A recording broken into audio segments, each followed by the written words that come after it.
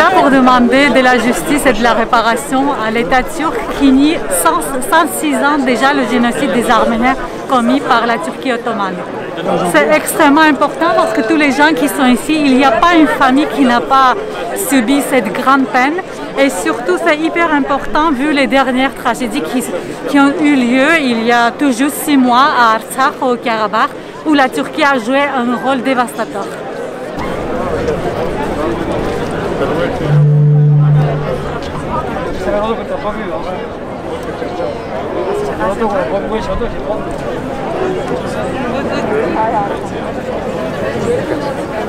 Aujourd'hui, nous sommes là pour commémorer le génocide arménien et ce qui se passe actuellement en Arménie, en Artsakh précisément.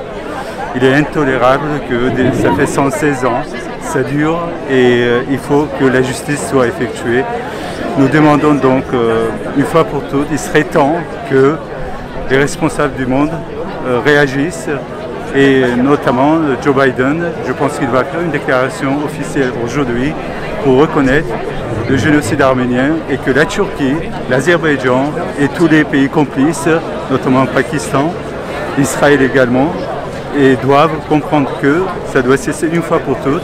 Et la justice, la reconnaissance du génocide arménien et surtout la vente d'armes actuellement à l'Azerbaïdjan via la Turquie et les Pakistanais également doit cesser et on doit s'asseoir autour de la table et la reconnaissance doit être effectuée par la Turquie. Il serait temps que la Turquie, la population turque se réveille et se révolte contre ses dirigeants depuis 116 ans.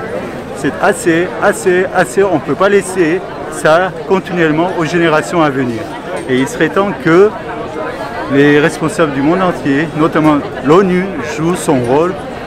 Malheureusement, on a vu pendant la guerre du 27 septembre jusqu'au 4 novembre, qui a eu lieu en Arménie, précisément dans la région de Artsakh, personne n'a réagi, donc c'est intolérable. Au jour d'aujourd'hui, 116 ans après le génocide de 1915, on est là aujourd'hui pour souvenir de nos anciens et ça doit cesser une fois pour toutes. Donc nous demandons, il serait temps que le monde entier, les responsables du monde entier agissent et ouvrent les yeux et qu'ils arrêtent de indirectement donc fermer les yeux et laisser faire. Encore une fois, on l'a vu il y a 6 mois, donc du 27 septembre au 4 novembre, on a eu pas mal de soldats tués, des jeunes soldats, donc il serait temps que le monde entier ouvre les yeux une fois pour toutes et surtout réagisse. Je vous en prie. Avec le chapeau. Est-ce que ça peut... Michel Gaulle, ouais, c'est ça. Bien sûr. Ministère de l'Arménie. Là.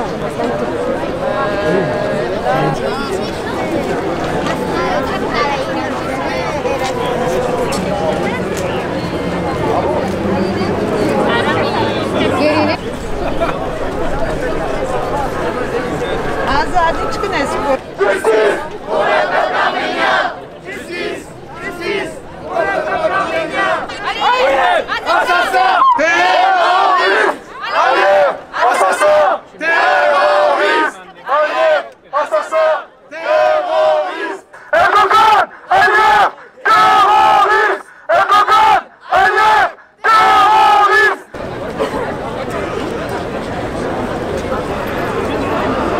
C'est ce que nous a clairement montré l'offensive anti-arménienne de la coalition turque suprême et l'instrumentalisation de la religion brandie comme...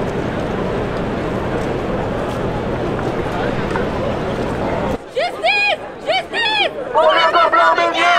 Justice pour le peuple arménien!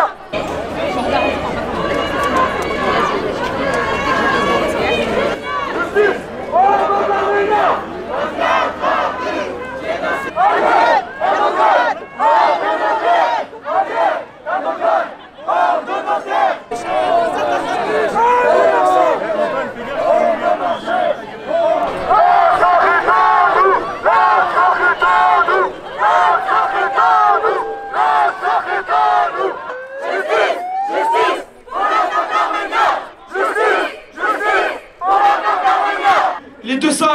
prisonniers de guerre qui sont enfermés, détenus illégalement par l'Azerbaïdjan.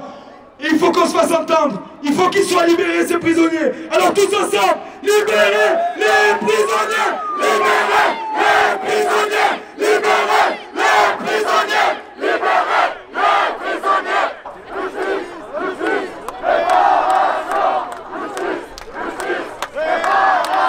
Justice!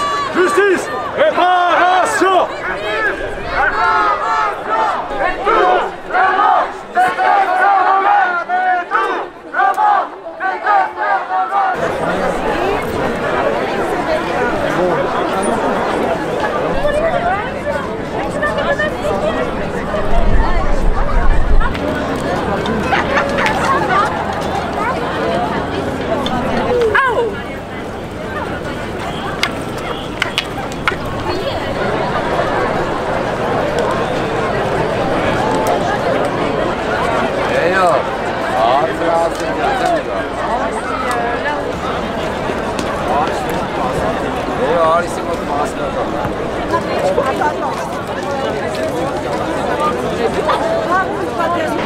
En ce 24 avril 2021, ça rappelle à tous les Arméniens du monde et à l'humanité entière le premier génocide du siècle dernier. Un génocide reconnu par tant de pays, et surtout la France, mais qui reste pas reconnu par la Turquie. La Turquie doit reconnaître son passé, doit reconnaître ce génocide. C'est 1 500 000 morts au moins. Les spoliations de tous les biens qu'elle a tués. Elle doit réparer.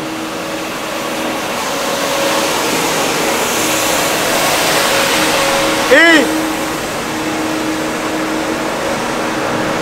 elle doit réparer et restituer les terres arméniennes. Mais en ce 24 avril, une autre actualité qui est là.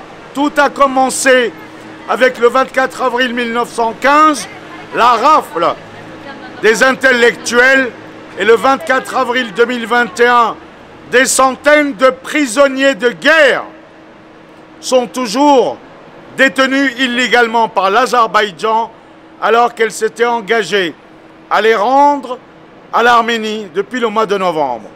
Ça, c'est le combat d'aujourd'hui. Et ce n'est pas uniquement le combat des Arméniens, c'est le combat de la planète entière.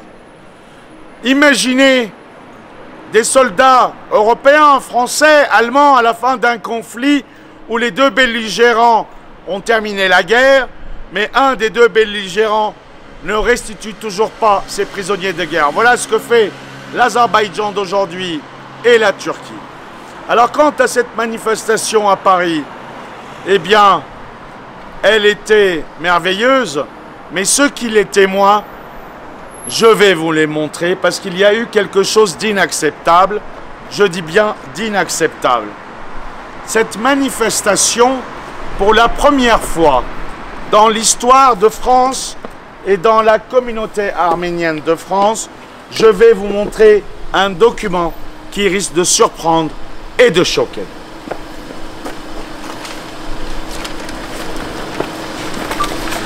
Voilà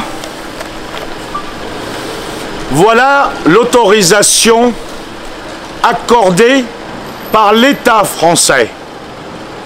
Autrement dit, par, je le lis, la préfecture de police de Paris, le préfet l'allemand. Elle a été accordée, c'est écrit noir sur blanc, à Léo Nicolian, c'est-à-dire moi-même, au nom des Arméniens de France. Manifestation aujourd'hui à la place Comitas, à la statue, place du Canada. J'ai été l'organisateur, mais pour des raisons politiques, malheureusement, les deux coprésident d'un groupuscule arménien qui s'appelle le CCAF, qui ne représente que lui-même, qui n'a jamais représenté les 800 000 Arméniens de France, ont fait pression auprès d'Anne Hidalgo à la mairie de Paris. Oui, je le dis, cette réunion a eu lieu et donc, résultat de ces pressions de ces deux personnes, c'est dommage et c'est malheureux car je vous montrerai les mails que je leur ai envoyés en disant qu'il faut que cette manifestation soit unitaire au nom de tous les Arméniens, quelle que soit leur tendance et leur conflit, et que la division n'apporte rien de bon. Ces messages, il n'y a eu aucun retour. Monsieur Zagoyan lui-même, René, le beau-frère de le beau-père, enfin bref, un lien familial, m'a clairement dit, la vidéo existe, je ne transmettrai pas à Ara Toranian ton message.